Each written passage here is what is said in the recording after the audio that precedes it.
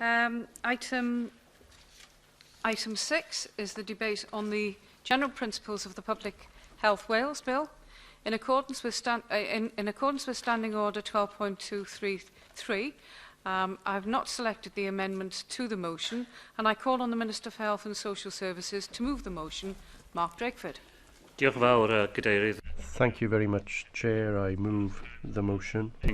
This debate on the general principles of the Public Health Wales Bill, can I begin by expressing my thanks to David Rees, David Melding and Jocelyn Davies and their respective committees for their scrutiny of the bill at stage 1.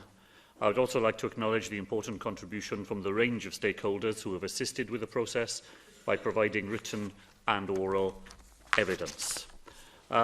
Chair, only a few years ago, that fine Bangor historian, Dr Pamela Michael, concluded that the history of public health in Wales is a crucial part of our nation's history.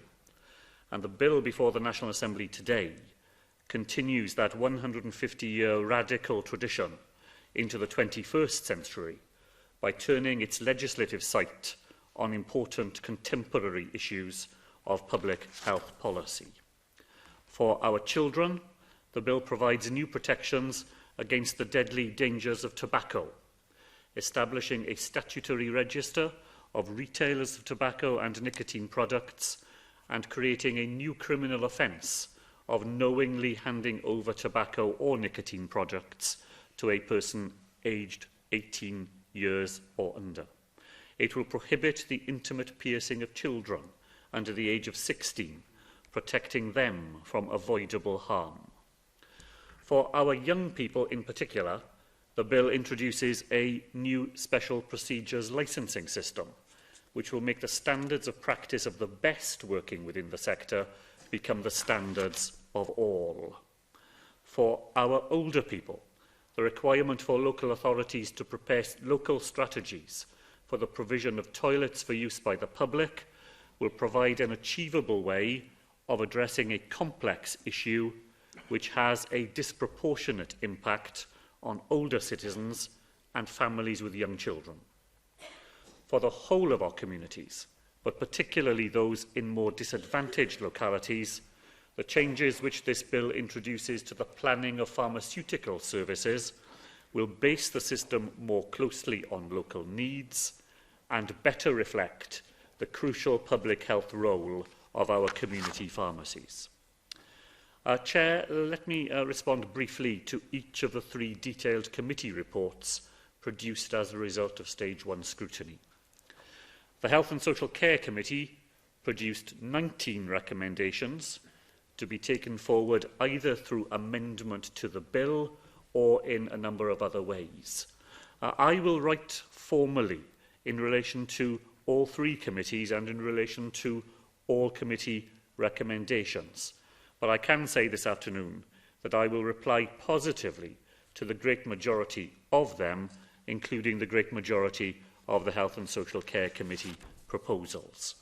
I can confirm, for example, in relation to that report, that I intend to bring forward a number of amendments at stage 2, including those that would add the tongue to the list of body parts where piercings will be prohibited on children aged under 16, and an amendment to increase the fine levels associated with offences under the special procedures and intimate piercing parts of the bill, both of those things being specific recommendations of the Health Committee. Chair, the Constitutional and Legislative Affairs Committee made 9 recommendations. In different ways, I intend to make a positive response to all but the last of them. As a result, obligations to consult and the scrutiny of subordinate legislation by the National Assembly will both be strengthened. The Finance Committee's 7 recommendations included a number which reflect more broadly on approaches taken by the Welsh Government when presenting legislation to the 4th Assembly. These matters are being considered at a government-wide level as we reflect on this term's use of our new legislative powers and think ahead to the 5th Assembly. Where recommendations refer specifically to the content of this bill, I hope to respond positively to them. I have, for example, already written to the Chair of the Finance Committee, setting out the latest position in relation to the Hemming versus Westminster City Council case, now the subject of a reference to the Court of Justice of the European Union, and drawing out its relevance to this bill. So as I now turn to the one matter of significant controversy contained within the bill. As far as e-cigarettes are concerned, my own view remains that the measures contained within the bill as originally drafted provide the simplest, clearest and most proportionate means of preventing the potential harm which could arise from the proliferation of e-cigarettes, while doing nothing to interfere with their use in harm reduction. Now, the state of evidence here remains contested, but where there is credible risk of harm, and that was the position underlined in oral evidence to the Health and Social Care Committee from the British Medical Association, the Directors of Public Health in Wales, and from our own Chief Medical Officer, then the precautionary principle should prevail. I am not prepared, and I do not believe that this Assembly should be prepared to do nothing in the hope that harm might not occur. Now, Llywydd, while that remains my personal view, I recognise my responsibility as a minister in a government without a majority to attempt to craft agreement where differences of view persist. I have read very carefully those paragraphs in the Health and Social Care Committee's report which advocate an approach which would limit the places where an e-cigarette cannot be used to those where the risk of renormalisation and their potential risk to children would be greatest. I will accordingly bring forward government amendments at both stages 2 and 3 of the bill's consideration, provided it moves beyond stage 1 today. Those amendments will define more precisely those enclosed and substantially enclosed public spaces where in future the use of an e-cigarette would be prohibited.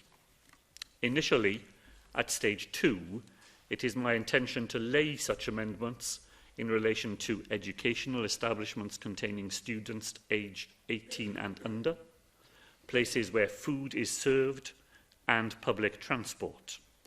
These amendments will be published shortly after Christmas, and in good time, I hope, for those members who have wished to see the bill refocused in this way to be able to give them full consideration. Llywydd, today marks another important milestone in the journey of this bill. I believe the scrutiny process so far has been of significant assistance, and I look forward to members' contributions to that ongoing process during this debate. I now call on the Chair of the Health and Social Care Committee, David Rees. Diolch, Llywydd. I'm bleser gen I gyfraniad ddadl heddiw. It's a pleasure to contribute to today's debate on behalf of the Health and Social Care Committee. The committee's role was to consider the general principles of the bill and to present a report on them. Our report has been tabled before the Assembly, and we hope that the evidence gathered and the conclusions that we came to will have assisted Assembly members in preparing for today's debate. We have given detailed consideration to the evidence submitted, and I'd like to thank everyone who contributed in written form or orally to our Stage 1 scrutiny process.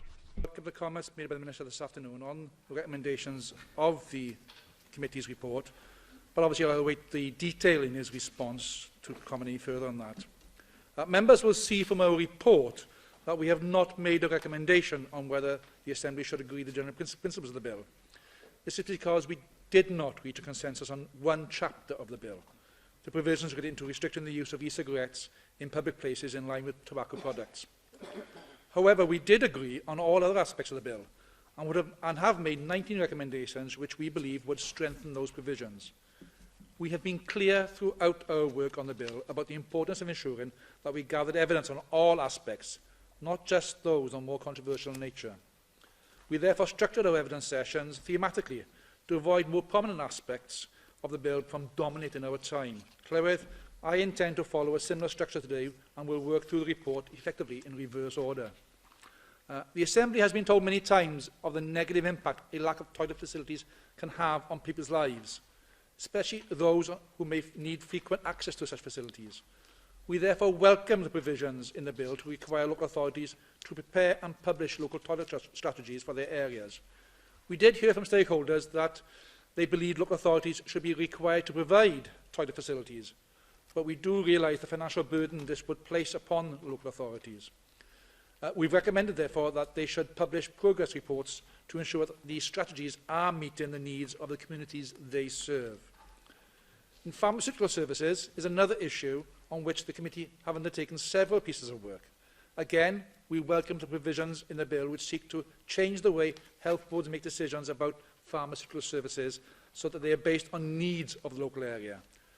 We believe the introduction of pharmaceutical needs and assessments will bring improvements to community pharmacy networks, although we have recommended that the Welsh Government should issue a P&A template in order to avoid the variability that could exist and has in the system in England. And we also support the principles to introduce a minimum age restriction for anyone wishing to have an intimate piercing. We are concerned to hear in our evidence gathering of incidents where people as young as 13 had undergone an intimate piercing. So we do welcome the proposals which will prevent this from happening again. And there was overwhelming support from witnesses for this part of the bill. But we did consider whether the minimum age should be set at 16 or 18. On balance, we did accept the Minister's rationale for setting it at 16. However, we believe the provisions around seeking proof of age could be strengthened. So we have recommended that the Minister amend the bill to set up the proof of age requirements mirror those relating to selling alcohol to anyone under the age of 18. Whilst we support the proposals to introduce a licensing scheme for practitioners of tattooing, body piercing, electrolysis and acupuncture, many witnesses did tell us that the scheme should be extended to cover other procedures. We have heard of the growing trend in people undergoing an array of body modification procedures, such as tongue splitting, stretching and subdermal implants, and maybe some of my fellow colleagues in the committee may want to expand upon that later this afternoon. Many of these procedures have potential to cause harm if not carried out in a hygienic way. Whilst they may not be at the same volume and same scale as those identified in the bill, they do have the potential to create the harm in individuals. And as such, we've recommended that the Minister reconsider the list of special procedures covered in the bill. And we also support the proposal to establish a national register of retailers who sell tobacco and nicotine products. Although some stakeholders told us that a register would necessarily aid the prevention of illegal sales, we believe that on balance it could bring opportunities to improve enforcement and compliance, which could reduce underage sales. And we welcome the bill's creation of an offence of knowingly handing over tobacco or nicotine products to anyone under 18 during the delivery or collection. We believe that this is an important step in preventing underage people from accessing these products online, which is a growing market. Clywed, I mentioned previously that the aspects of the bill in which we were unable to reach consensus were the proposals to restrict the use of e-cigarettes in the same way as restrictions on smoking tobacco cigarettes. This was because the evidence we heard conveyed different perspectives on the health implications of e-cigarettes use. I'm sure some members of the committee will expand upon this in their own contributions this afternoon. Members did not agree about whether it would be appropriate to act now in order to mitigate against any potential harms in the future, or to await evidence of harm before legislating. Some members supported the bill's proposals on the basis that many uncertainties remain about the impact on long-term e-cigarette use. This support was largely based on those members' belief that a restriction was necessary in order to mitigate against the possibility of the use of e-cigarettes in public places causing a renormalisation of smoking behaviour. Other members opposed the proposal to restrict the use of e-cigarettes. They believed there was insufficient evidence to support the view that the use of e-cigarettes could renormalise smoking, that e-cigarettes offered a safer alternative to smoking tobacco cigarettes, and a restriction on the use would convey the message that e-cigarettes were as harmful as tobacco. An alternative approach, which has been mentioned by the Minister this afternoon, was agreed by some members to treat e-cigarettes and tobacco cigarettes differently by including a list of defined areas where the use of e-cigarettes would be restricted. I welcome the comments from the Minister this afternoon. There was agreement among witnesses that e-cigarette use is still a relatively new trend, and as such, the long-term effects of the use aren't yet known. There was also consensus that further research on the long-term impact of the use is needed. The committee actively considered the bill in context of human rights. Of particular importance was the human rights implication that would arise under the bill where home was used as a workplace. In that setting, the bill would restrict what a person could do in his or her home. The committee carefully balanced the weight of that interference with the reasons for that interference.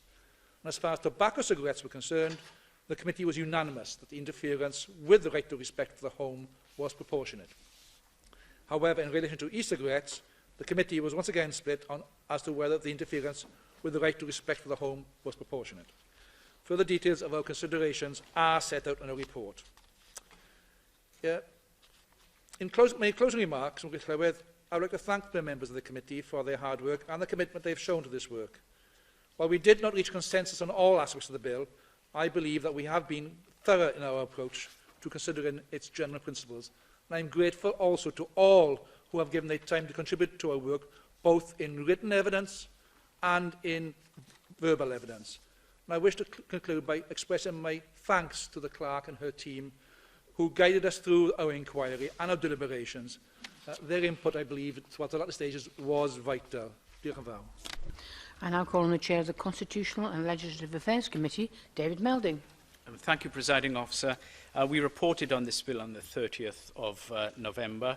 We made 9 recommendations suggesting amendments to the bill, and I will look at a few of those. But before I do so, I would like to discuss the issue of legislative competence, because this was prominent in our consideration. Presiding Officer, when you issued your statement on legislative competence, it indicated that, in your view, at the time of introduction, 5 provisions of the bill were not within competence. This was because the relevant provisions required the consent of the Secretary of State to bring them within competence of the Assembly, and such consent had not been obtained at the time of introduction.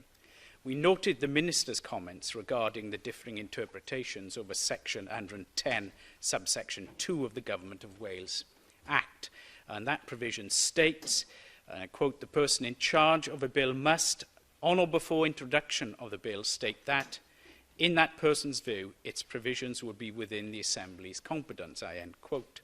The Secretary of State subsequently provided the consents referred to in the Presiding Officer's statement of legislative competence towards the end of October. So we're glad that it was resolved satisfactorily, but we have some concerns about the interpretation that the Executive has on that particular provision. And we say that because it can have an effect on what we can scrutinise at that particular time when the statement is made. We will, I think, be looking at this issue as a committee at some point, and particularly as it has assumed greater importance since the publication of the draft Wales Bill, and it's one that we will also mention, I think, for our legacy work, the whole issue of consents.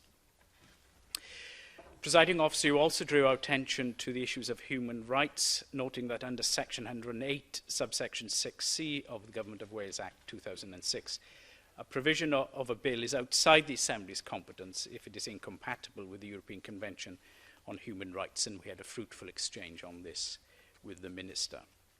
And I want to turn to the amendments, and I wish to highlight a couple, and then I will also make a more general point.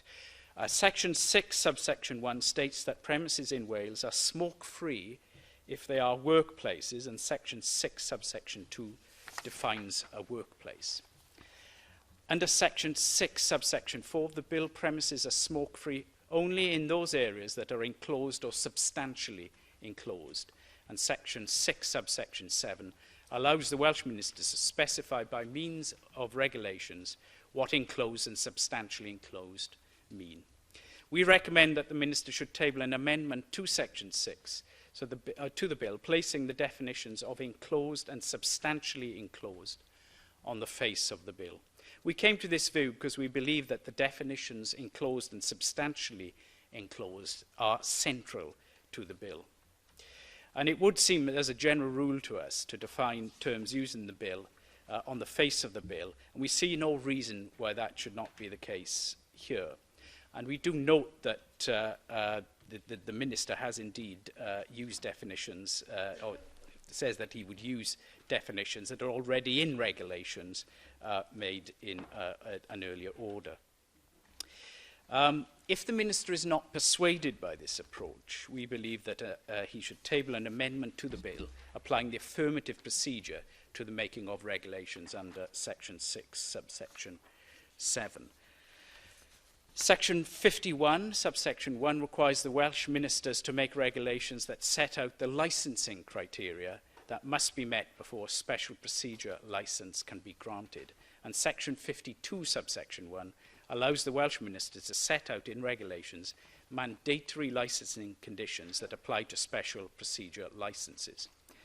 We recommend that there would be merit including on the face of the bill, in relation to Section 51, some basic core licensing criteria, such as, for example, demonstrating specific knowledge in relation to infection control, and in relation to Section 52, some basic core conditions, such as, for example, in relation to cleaning and hygiene.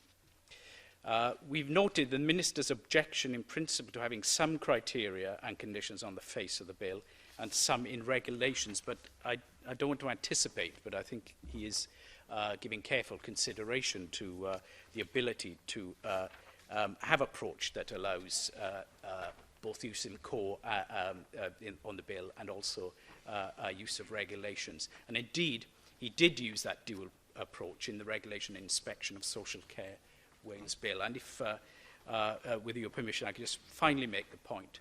We also made recommendations suggesting a duty to consult on the face of the bill in respect of certain provisions.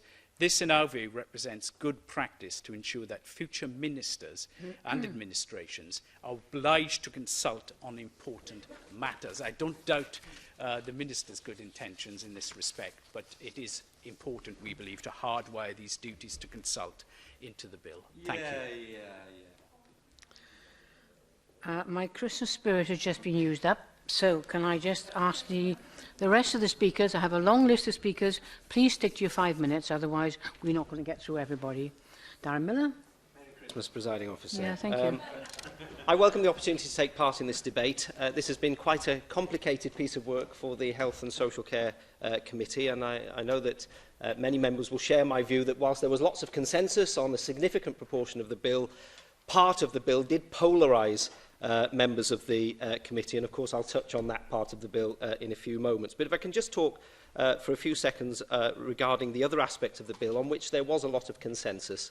I have to say that my party is very supportive of some of the actions that are being proposed by the Minister in respect of special procedures and their regulation. We heard lots of evidence about the harms that people have come to as a result of some of the special procedures on the list, although I have to say I wasn't fully persuaded by some of the arguments to regulate acupuncture, and I think some of the voluntary codes that acupuncturists tend to adhere to certainly to me suggests that that is potentially one of those special procedures which ought not to be regulated in the future. The Minister, of course, has said that he does want to bring onto the face of the bill tongue piercing as one of the activities which will be regulated, and I have to say I'm very pleased to hear that. But as the chair of the committee alluded to, we did have a rather educational experience, I think, many members of the committee, as we discovered a whole range of procedures which were frankly quite frightening, given that they're not currently regulated, including, I think, tongue splitting was a particular one which was mentioned on a number of occasions, and indeed tashing and subdermal implants. And for those members who are not familiar with those terms, just Google them and have a look at some of the images that come up. You will be amazed that they are not regulated procedures at the moment, and certainly I think that they ought to be. One of the other things which we discussed at length was the need, as the Chair has said, to ensure that there are bans on people receiving tattoos and piercings when they are intoxicated. And I think it is very important that an amendment is brought forward by the Minister to deal with that issue should this bill proceed to stage 2. We've all met people who have tattoos which they regret as a result of a boozy night out, and I think that we need to put an end to that if at all possible. Again, we welcome the provisions on intimate piercings, particularly for those who are under 16. And indeed some of the provisions around pharmaceutical services, although I do want to see some amendments, Minister. I would remind you of the committee's recommendations in relation to the timescales for determining applications to relocate pharmacies and indeed to extend to determine new pharmacy applications. Again, on the provision of toilets, some welcome aspects to the bill. But I do question whether they will deliver the sort of results that the Minister wants to achieve, given that there are no statutory duties for local authorities to actually implement any of their local toilet strategies. And of course, reference was made to some of the other aspects of the strategies which may not be covered by local authorities in terms of the need for provision at nationally important sites and along some of our trunk road network. Also think that there's a missing section to the bill. The British Medical Association has called for health impact assessments to be incorporated onto the face of the bill, and I do hope, Minister, that you'll heed those calls. But just turning for a few moments to the whole issue of e-cigarettes. It's very clear from the weight of evidence that we received as a committee that there is absolutely no evidence to support the approach which is being taken by the Minister, which he regards as being precautionary on the basis that there may be evidence of harm arising from the use of e-cigarettes in the future. In fact, all of the evidence suggested that e-cigarettes were much, much safer for people to use than is the case for smoking tobacco. Public Health England's piece of work, which collated evidence from a wide range of sources around the world, clearly demonstrated that. And of course, the committee found that these were very much safer to use than tobacco smoking. The Minister contended that e-cigarettes were a gateway into smoking. All of the evidence suggests actually that they're a gateway out of smoking for many people, and certainly are leading to a reduction in the tobacco smoking which is going on in Wales amongst those who actually use e-cigarettes. And of course, that is why there were so many voices, a chorus of voices that we heard that were against the Minister's proposals. The Centre for Drug Misuse Research, the Royal College of Physicians, Ash Cymru, Tenefus Cancer Care, the British Lung Foundation, Cancer Research UK, and many others, suggesting that it's a draconian approach like this that actually sends the wrong message about e-cigarettes to those people who are contemplating making the switch in order to improve their health. So I would ask you, Minister, to listen carefully to that chorus of voices, listen to their advice. I acknowledge that you've tried to make some concessions this afternoon, but frankly, they don't go far enough. They still give a message that e-cigarettes are harmful to people's health. I don't want to send that message. I believe it could lead to more public harm than public good for the health of this nation if that way is pursued. So I do ask you, Minister, really to make some further amendments to the bill and take out any restrictions on the use of e-cigarettes. Legal. Presiding officer, and you'll be pleased to know I will be brief. I'm grateful for the opportunity to speak today. I welcome many of the provisions in this bill. In particular, I welcome the proposals to create a mandatory licensing scheme for practitioners and businesses carrying out special procedures in Wales. And I hope that the Minister will look carefully at the recommendations that the committee has made, which seek to strengthen this part of the bill. I'm also very much welcome the provisions on public toilets and pharmaceutical services and many of the general procedures, general provisions to restrict the sale of tobacco, particularly to children. I just wanted to place on record, really, my views on the issue of e-cigarettes. As the chair of the committee has said, the committee wasn't able to reach a consensus, and we did spend a tremendous amount of time looking at these issues. As far as I am concerned, although we have taken a great deal of evidence, I don't feel that I have heard compelling evidence that supports the case to treat e-cigarettes in the same way as tobacco cigarettes. We've heard very compelling evidence from organisations like Cancer Research UK ASH, those representing the chest physicians, all of whom have told us that e-cigarettes are a really important public health tool that help people to quit cigarettes and are therefore something that will help. Go on then. Feelings, whether you'll be voting against the bill as it stands, therefore.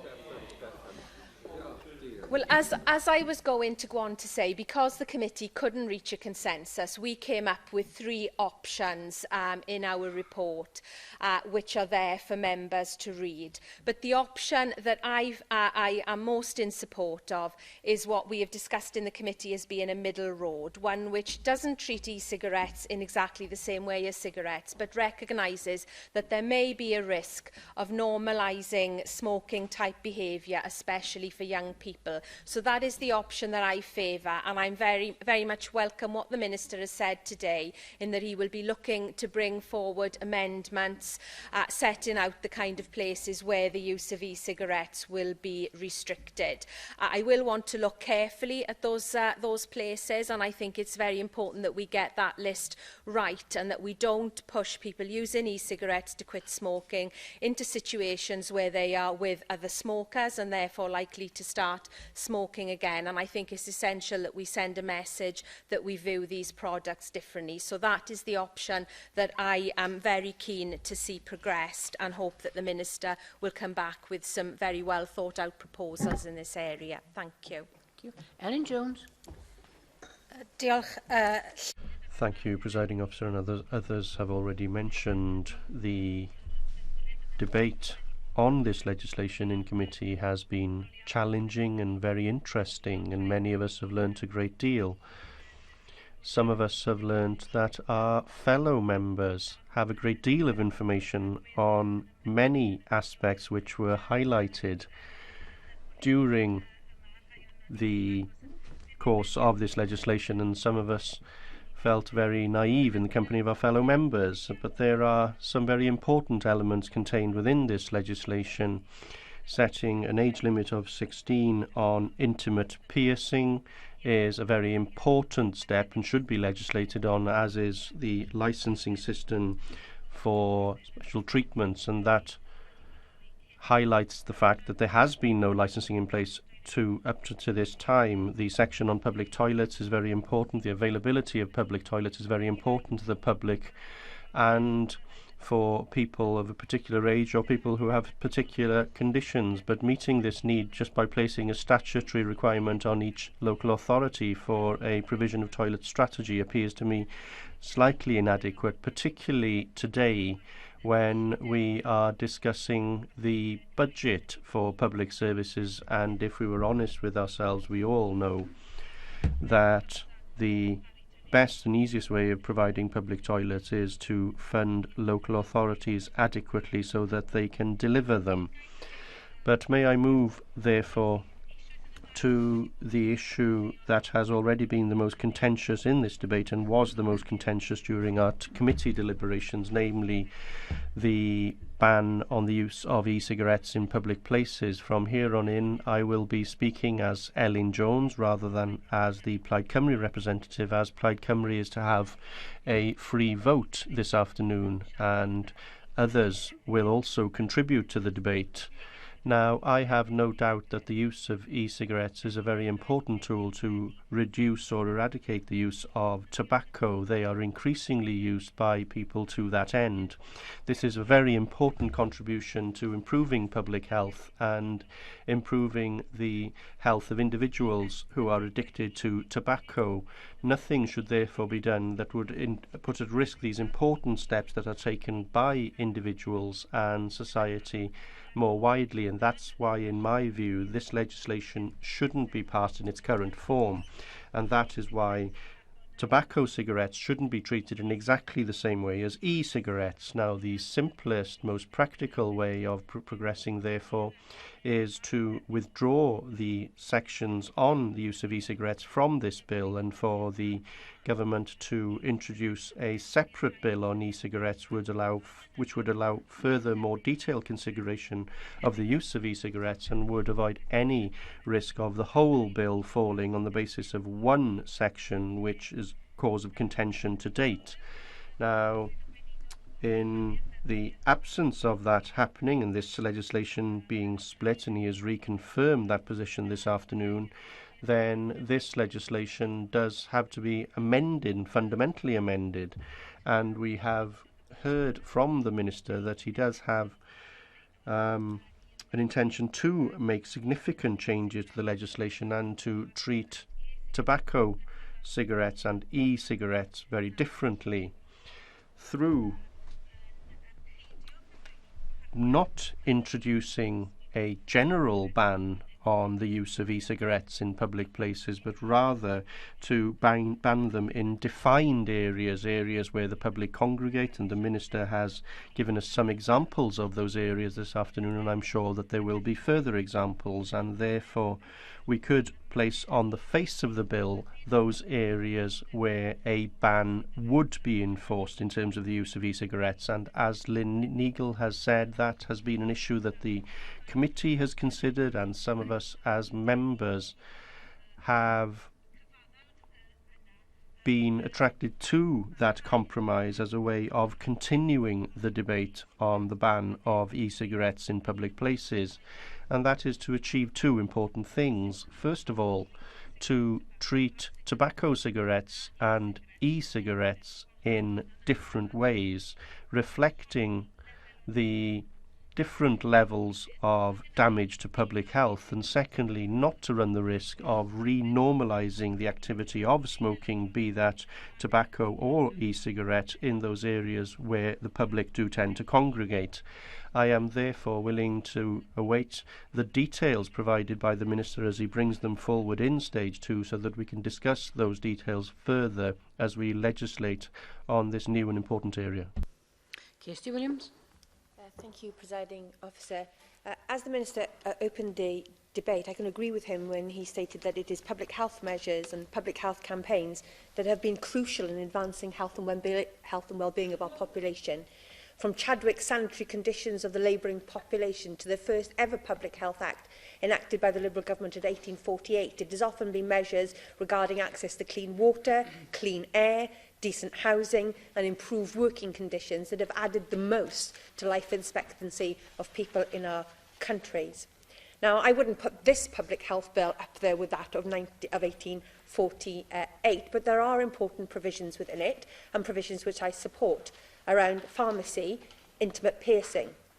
I do support the regulation of special procedures, although I would say there is little rhyme or reason behind the procedures that are currently listed to be regulated.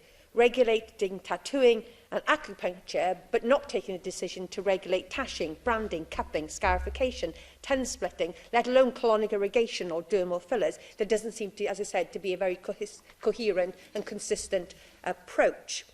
The provision of public toilets is welcome, but I would argue we need to go further. It's all very well asking a local authority to draw up a strategy to deal with the needs of the public in relation to public conveniences, but unless they are statutorily compelled to enact that strategy, I don't think we'll have the effects that we would want to see. I absolutely support the restriction of traditional tobacco products. That is most welcome. Anything that we can do to stop people from taking up the habit of smoking is to be applauded and supported. However, let's face it, this bill at present doesn't have a great deal to say about some of the great public health challenges that we face as a society, around obesity, our addiction to trans fats, our addiction to sugar, our inability often to create access to forms of exercise. Now, I appreciate that the Minister says that he is open to ideas, and one idea I hope he will be open to is that of the inclusion of health impact assessments by both central government and local government. Can I therefore then turn to the issue of e-cigarettes and vaping? The Minister began by defending his stance by invoking the precautionary principle. We've spent a lot of time talking about the precautionary principle. But to be precautionary, it is necessary to take all effects into account, the effects of over-regulating as well as under-regulating.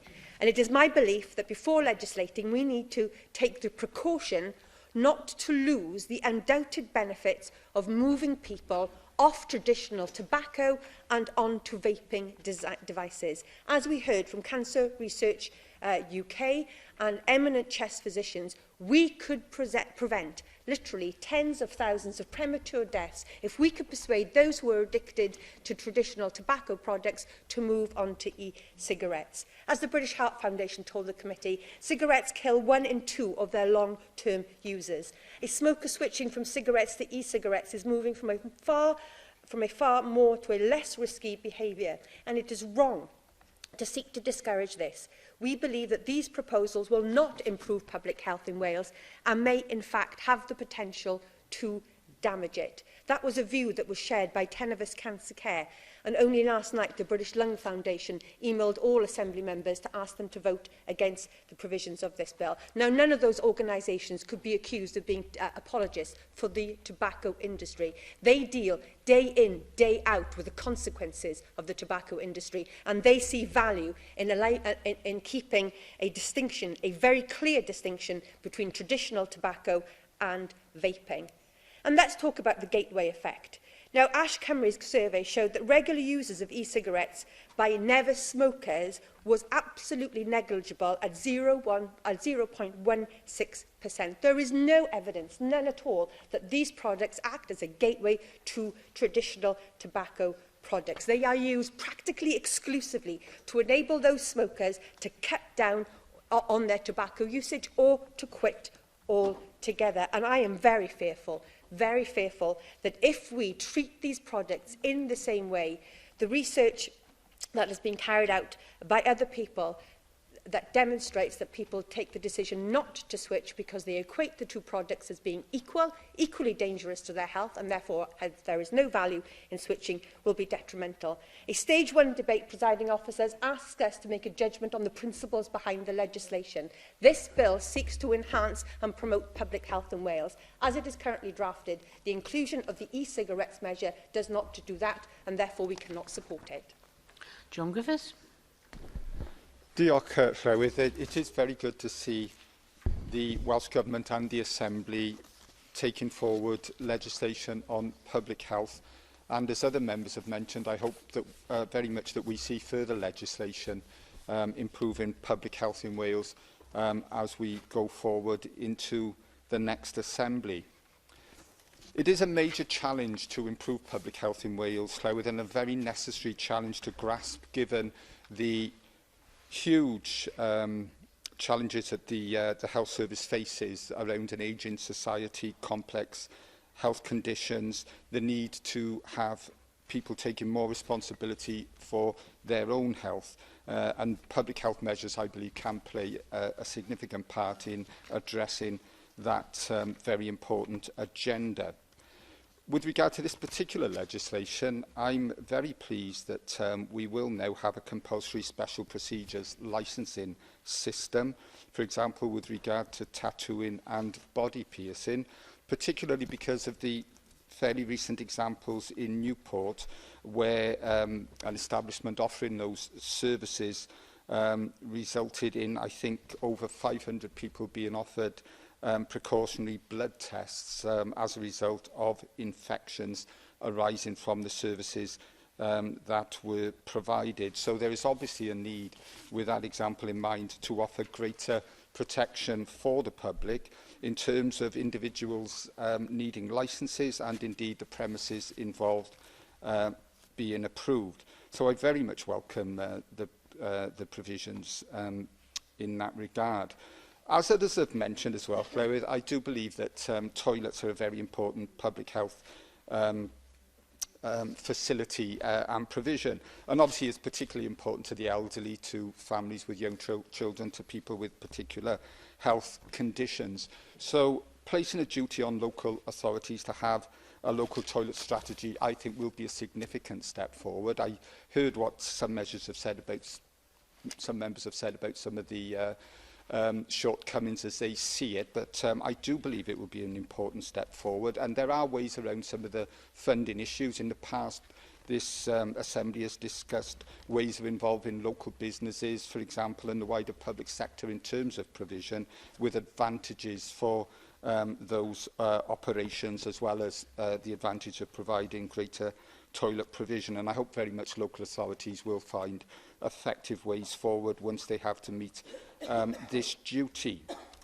As far as smoking in public places is concerned, Clywyd, I would like to see us looking at further restrictions. You know, we've seen ideas coming forward around restrictions on outdoor areas of cafes and restaurants, busy tourist beaches during peak tourism season, and there are ideas of extending measures to city and town centres. And I do believe that we should be adding to the restrictions to show the social unacceptability of smoking and the effects of passive smoking on other people's health. E-cigarettes obviously has and is very controversial. With my own view is that we do need restrictions, and one reason for that is not to undermine that social unacceptability I just mentioned. We've made major progress in reducing smoking, partly because of that perception of social unacceptability. And I do believe that we do risk renormalising smoking to the detriment of that progress if we do not impose restrictions on the vaping of e-cigarettes in Wales. So it is a debate that you know, we need to have, we are having, and I'm sure will continue as this legislation proceeds. But I wouldn't want us to put in jeopardy that hard-won and extremely important progress in reducing smoking in Wales, which has been one of the big public health gains of recent years.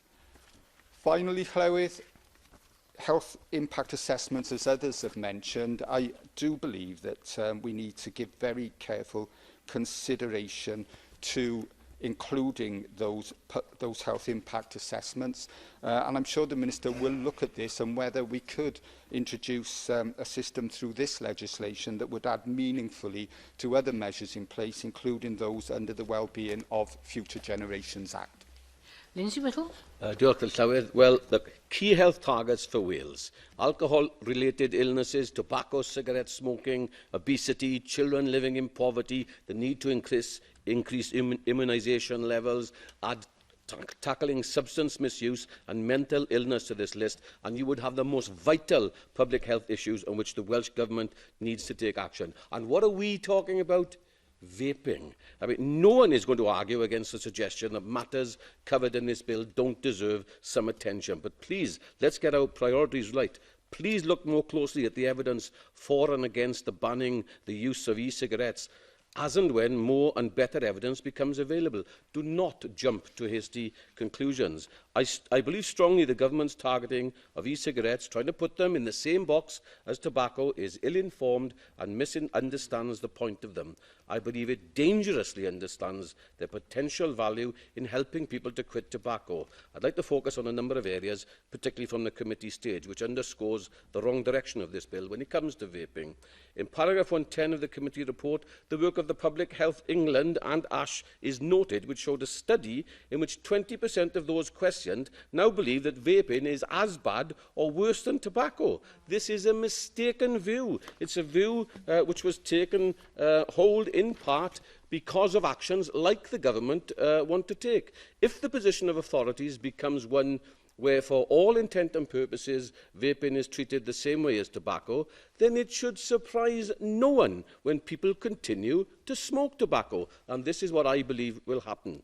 Treating these products with pariah status will lead to many people who want to quit but need the help of e-cigarettes being put off their use. How many lives could potentially be lost in this way? The issue of shared shelters we spoke about, it's an important point. I believe this will normalise vapers with smokers. And I believe an error has been made by the Minister when he said, and I quote directly, "People are making choices here and nobody is forced to use an e-cigarette or a conventional cigarette or stand next to anybody using either." Now, this view, with the greatest of respect, Minister, because I have respect for you, demonstrates a lack of understanding and maybe a lack of empathy on the nature of addiction. Of course, in theory, everybody could stop smoking tomorrow. We could all stop drinking, or those people could stop using drugs or even cheese. I wish I'd never said that. But the point of addiction is that it's a habit that becomes a requirement for some people.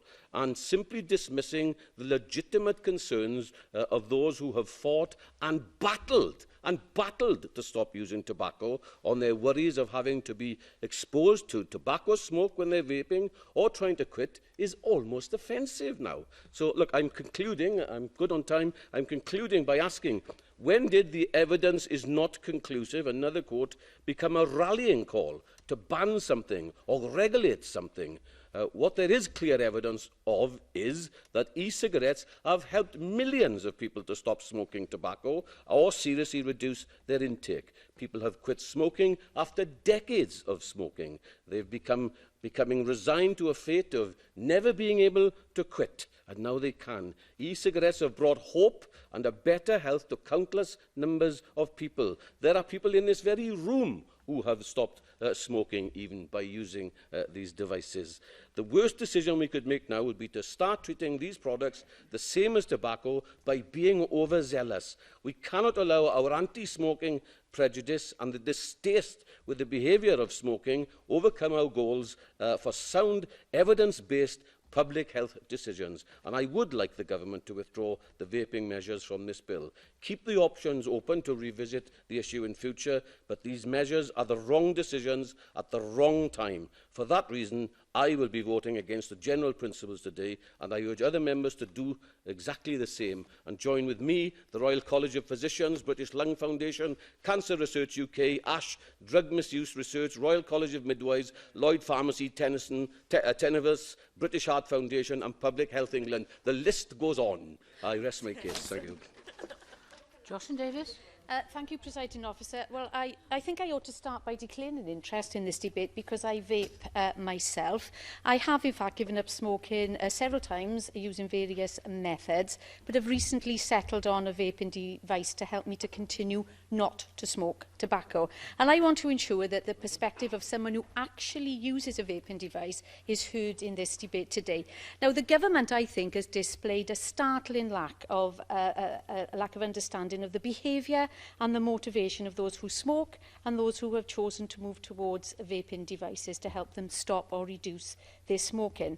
Now, I understand it can seem baffling. Smokers repeatedly choose to do something they know is seriously damaging their health, and there is very little rationality to addiction. However, unless we can imagine ourselves in the shoes of the smoker or the vaper and understand their perspective, any policy designed to influence their behaviour will fail. Now, we must remember that cigarettes are an incredibly reliable delivery device for nicotine to smokers, and any nicotine substitute has to compete with that. And vaping devices are a lifeline for an increasing number of people who smoke, whether using a device to cut down or to give up altogether. The health benefits of reducing the number of cigarettes smoked is clear. Now, putting this in the same bracket as tobacco cannot be the right thing to do. Now, the Welsh Government, I think, is in danger of stigmatising a tool that has helped many people reduce the amount they smoke. Making vaping less visible and more difficult to get hold of will not promote public health. And forcing vapers to stand outside with smokers will make it more difficult to give up. Far from the government's concerns that vaping devices normalise smoking, from my experience, seeing people vaping normalises the use of an effective tool that has helped many people to give up. Now, I admit that vaping is new, a little known about it, and the long-term impact is not known to us. And I think it's important to remain sceptical about claims that you can put a numerical value on how better your health is than if you were smoking. We don't know yet, and taking chemicals into your lungs must have implications, it must have. But, Minister, there are other things, sugar, perhaps, alcohol, car emissions, that is doing considerable provable public harm right now but does not face the same attention from you. So the Minister's precautionary principle rings rather hollow with me, as it did with Kirsty Williams. Now, we can safely discount any suggestion at all that vaping serves as some sort of gateway to smoking. The government has yet to provide any credible evidence of this happening at all, despite, I would imagine, searching very, very, very hard for it. Now, common sense alone will tell you that the image of vaping is far, far removed from the glamour that once surrounded smoking.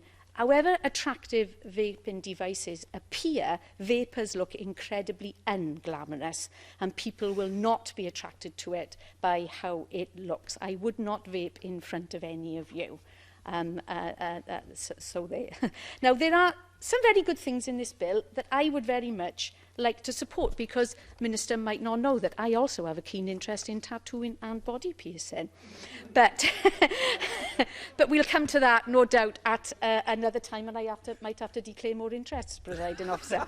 But I want to respect the experiences of the many people who have turned to vaping to help them stop smoking. And by persisting with introducing a ban on vaping, the Minister is demonstrating a disregard of the evidence, a lack of understanding of people's lived experiences, and I think sending the message that something that might help overcome tobacco addiction is disapproved of by this government. And I think the Minister is making a huge error, and I can't support him, and I would certainly need to see the detail of his amendments before he could even win my abstention. I will be very much against this bill. I now call on the Minister to speak on behalf of the Government. Mark Drakeford. Diolch yn fawr, Llywydd. Well, let me begin by just replying to chairs of committees. Diolch yn fawr I Alan Fred Johnson Beth Whittle. Thank you very much to Alan Fred Jones for his comments. And just to say... intention, whenever subordinate legislation is brought forward under this bill, to publish a regulatory impact assessment alongside it. I know that doesn't answer the question exactly the way he raised it, but I think it comes to the same point in making sure that before subordinate legislation is put in front of the Assembly, then its impact would have been properly assessed. As far as David Melding's comments are concerned, the issue of competence, the difference between the executive and the legislature, here turns on almost a single word, whether would is a conditional that refers to the end of a bill's passage through the Assembly or has to be satisfied at the start. Luckily enough, in this bill, the consents of the Secretary of State have been forthcoming before the end of stage 1. In relation to the specific recommendations he mentioned, I certainly am persuaded that I should table an amendment to apply the affirmative procedure to the regulation making powers under Section 6(7) of the bill. And in the meantime, we will think carefully about whether the existing definitions in the Smoke-Free Premises Wales regulations are adequate to today's needs. And so there may be some further things we can do there. Recommendation 5 of the Constitutional and Legislative Affairs Committee was also Amendment 5 of the Health Committee, asking that some core subjects be placed on the face of the bill in relation to the licensing conditions and criteria which will be used under sections 51 and 52 of the bill. And I'm happy to say this afternoon that I do intend to bring forward such an amendment at stage 2. Let me follow David Rees's example in going through the different aspects of the bill. The negative impact on people's lives of the absence of toilets for use by the public was highlighted in one of the very first one-day inquiries that the Health Committee held when I was still chair of it. And I'm very glad that this bill is able to respond to some of those concerns. I understand the points that members make about wanting to go further and compel local authorities to implement the strategies which they will now have to draw up. But we're not in an era where the Welsh Government can readily provide resource to local authorities to undertake new duties, and in the absence of resource, I am reluctant to do that. I believe that much of the information contained in the committee's own report shows how creative and imaginative solutions will be created as a result of this bill. And I'm happy again, Llywydd, to say this afternoon that I intend to accept the committee's proposal that an amendment be brought forward to require local authorities to publish progress reports on the way that they will discharge their new duty. As far as pharmaceutical needs assessments are concerned, I'm glad to hear the support around the Chamber for what that will do to improve services in communities. And again, I'm happy to say that I will act on the Health Committee's recommendation to issue a template to ensure that there is national consistency in the way that those pharmaceutical needs assessments are carried out.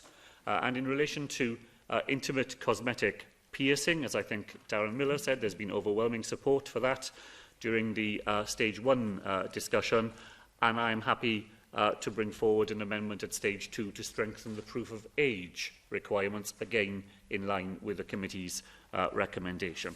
On relation to licensing schemes, we will have further discussions, I am certain, as the bill proceeds, should it do so. I will think of amendments in relation to intoxication. I'm willing to think about other ways in which we can limit potential harm.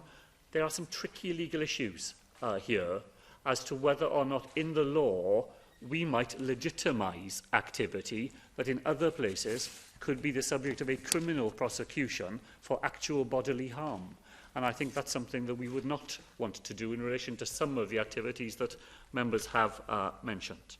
As far as tobacco retailers are concerned, I'm grateful for the support that we've heard this afternoon, and want positively to answer John Griffiths' call for a further extension of the places where the prohibition of smoking can be enforced, for example, in hospital grounds and in children's play areas. A number of members have mentioned health impact assessments, and I intend to give very careful consideration to what the committee has said in that area as the bill, should it do so, proceed. As far as e-cigarettes are concerned, Llywydd, I don't intend to repeat the debate we've heard this afternoon. The one thing that I do very much disagree with members who take a different view is not because they take a different view, because it's perfectly possible to come to a different view on this matter. I do absolutely think that members who have said here this afternoon that there is absolutely no evidence, to quote, that all the evidence, that there is no evidence at all on the side of the argument that the government has brought forward, I think they are simply misunderstanding the position. There is ample evidence. You may not agree with it. Of course you may not agree with it. But to say that there is no evidence at all, when this is evidence in the top peer-reviewed journals that you will see, evidence of a gateway effect published only last week as a result of Scottish research, evidence of the normalisation reported in a random control trial in the leading American journal in this field. I'm not asking you to agree with the evidence. I do think you need to have a greater sense of the fact that evidence is closely balanced here, and it is possible to come to different conclusions on it. Nothing that the government proposes will stop e-cigarettes from being used where they are an important public health tool. It is right, I believe, to act in a precautionary way where the risk is real. And I could have spent all my time, as some other members have done, listing the list of people who agree with the position that I've outlined from the World Health Organization onwards, and on their evidence, I believe that the precautionary principle should prevail. I look forward to further debate as we move to stage 2. I will lay amendments in the way that I have explained earlier this afternoon, and I look forward to working constructively with members who want to ensure that the many benefits that this bill provides for people of Wales can be realised. The proposal is to agree the motion. Does any member object? Object. Therefore, I will defer all voting on this item until voting time. We now move to, as the voting, we'll discuss the next item, which is the financial resolution of public health. But as the bill has been deferred to voting time, I will defer the vote on the financial resolution until voting time as well. Minister? No? Will you move? Minister? Formally move first. Thank you. You've got to keep up, Minister. You've got to keep up. Sorry. I don't have any speakers on this, so I have said we will defer all voting on this until voting time. That is the end of formal business. We now move to voting time, and the vote we have this afternoon is a debate on the general principles of the Public Health Wales Bill, and I call for a vote on the motion which is tabled in the name of Mark Drakeford. Open the vote.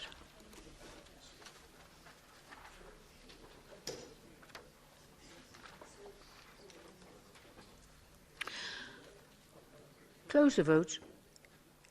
Close the vote. In favour 25, 1 abstention, 21 against. Therefore, the motion is carried.